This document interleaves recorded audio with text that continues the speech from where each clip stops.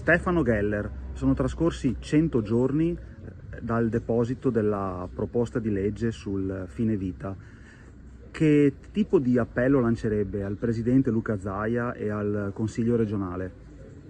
L'appello di avere il coraggio di affrontare la discussione del Consiglio regionale senza nascondersi a ideologie ed affrontare finalmente questo argomento che il Consiglio regionale.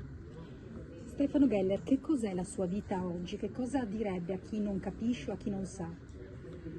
Beh, direi che avere questo diritto di mettere fine alla propria vita dà molta serenità e quindi che bisogna capire questa legge e nessuno vuole obbligare gli altri a fare questa scelta, ma è una scelta che deve essere libera ed avere una legge che la tuteli.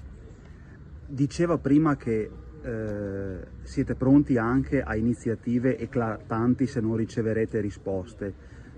Che tipo di iniziative siete pronti a fare? Beh, se non abbiamo una risposta di una data certa e vogliamo andare davanti al palazzo della regione e farci sentire.